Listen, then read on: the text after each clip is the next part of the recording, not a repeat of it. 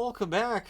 All right, so this was quite the game, and it gets its own video. So there you go. Eight more games on the schedule tonight. We're in between the first and second period between Colorado and Florida. If not for that game, I would have had this review done a while ago.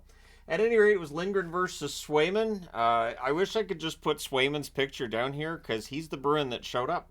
So early back and forth, pretty good, but the Caps are getting the shots. They had two shots. The Bruins had none 2.5 minutes in, and this would kind of tell us how this game was going to go.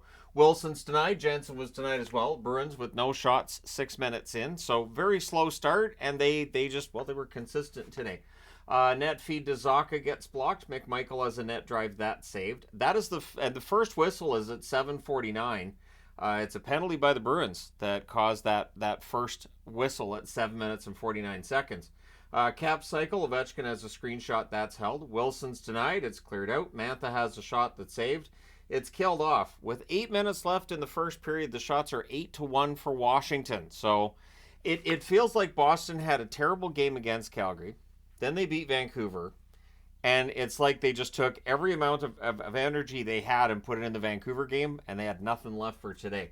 So Ovechkin has a net feed that's picked off. The Caps press with 3.5 minutes left. The Bruins were pinned down. The fans are expressing their unhappiness with this already. We get Wilson with a rush chance that's held. Bruins really flat. Pacioretty looked like he had an injured arm. It wasn't the arm, but that's what it looked like. He's usually leaving the ice. He gets speared. So it was in a collision with Grzelcyk. Sticks involved. I haven't heard anything from the Department of Player Safety on this one yet. I don't know if there's going to be. But at any rate, Grzelcyk gets 5 minutes. So two of the three teams I cheered for had a defenseman thrown out of the game today. And Zadorov, there's a hearing. He will be suspended tonight. So I have to find a way to shoehorn that video in. But at any rate, it's spearing. Grzelcyk is gone. McMichael has a shot that's held. There's a near miss for Wilson. Puck's cleared out. That power play rolls over into the second period because it's a major.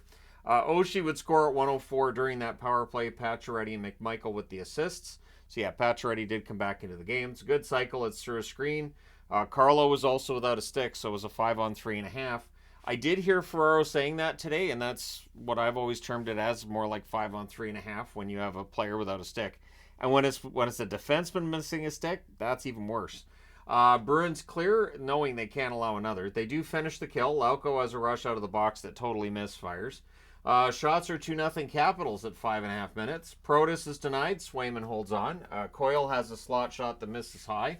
Power play for Boston. They came into this game 2 for their last 18. It did not get better. Early clear by the Caps. Marchand has a slot shot that's saved. The Caps clear. Power play's killed off. None of the shots hit the net, so that Marchand chance either didn't actually get through for the save or it wasn't headed for the net itself. Either way, no shots. Oshie with a near miss out of the box. Boston players and fans getting really frustrated at this point. Power play's giving energy to the Capitals, right? Bruins press at the half. They're not getting to the net. The Caps rush the other way. Pastrnak has a shot that's held. Things get pushy.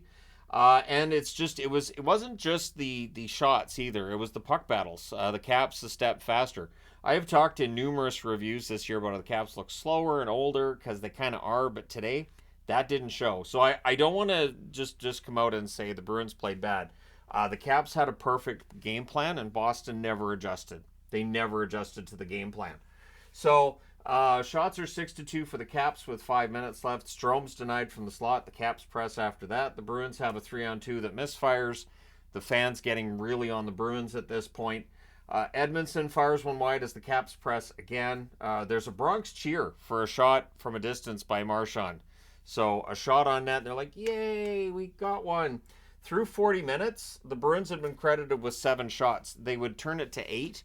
But either way, that's the lowest amount of shots they've had through 2 periods in a game this year, and it doesn't get better in the third. Caps get early zone time. Lindholm has a rush that's blocked. There's a net feed to Pacioretty that's picked off. Bruins press at 3 minutes. They're not getting to the net, and then on a rush, on what was their first shot of the third period, the Capitals make it 2-0. It is Strome from Ovechkin and Oshie at 3:24. So TJ Oshie with a goal and an assist today, and for Strome, he's up to 20 goals. It's his third straight 20-goal season. Good for him. So the Boo Birds were pretty loud as the Bruins just not getting it together. Geeky gets denied and close. The Caps rush. The shots are 4-2 for Boston at 6.5 minutes. DeBrusque can't bury one in close. The Bruins, it felt like were starting to wake up, but it felt like it was too little too late. The Capitals with the 2-goal lead, they perform very well in close games. Low-scoring games, that's where the Caps are most comfortable. We get a power play for Boston. Pastrnak has a shot that's held. The Caps clear. They clear it again. There's more booing. Power play's killed off. One shot. Bruins just completely out of sync in this one.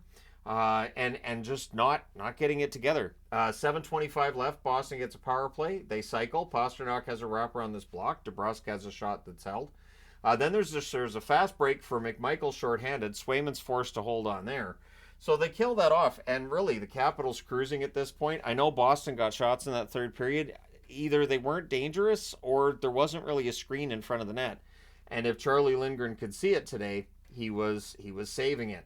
So the Bruins are forced to dump and chase. The problem is the Caps are all back. They're blocking. They're clearing it out. Goalie pull happens with 3 minutes left. With 2:56 left, the Bruins get a power play. It's Ovechkin going to the box. Pastrnak has a shot that's held. The Bruins cycle. Caps clear. It's killed off. One shot. More booing from the fans at this point because, yeah, that power play didn't look great either. Heinen's denied as it ends. The Bruins press after, but at 19:33, Ovechkin gets the empty netter. He raced out to get it. It's a 4-game goal-scoring streak for Ovechkin, and his 57th career empty net goal puts him in first place all time. He passes Gretzky on that list. So your final score in this one's 3-0 for the Caps. They go to 23-20-7 on the season. Boston, very disappointing effort and result. 32-11-9 is their record now. Shots on net, 15-4 Washington in the first, 8-4 Washington in the second, 10-5 Boston in the third. Final shots 28-18 for the Caps. I do believe that's Boston's lowest shot total on the season. And it's now been 7 straight games. Boston has not had 30 shots on net. Power plays, Washington 1 for 3, Boston 0 for 4. The hits 34-30 for Boston. Lindgren saved all 18 shots for the shutout. Swayman saved 25 out of 27 as the Bruin that showed up today. So let me know your thoughts in the comment section below. As always, don't forget to hit like and subscribe in the event that you haven't hit those buttons already. I forgive you, but you can make up for it. Thanks again for all your support. I will be talking to you again soon because we got 8 more games today. And then, of course, the power rankings tonight. And remember, I already did the preview for tomorrow with the preview for today. So I don't have to worry about that part. Thanks again for your support. I'll talk to you again soon.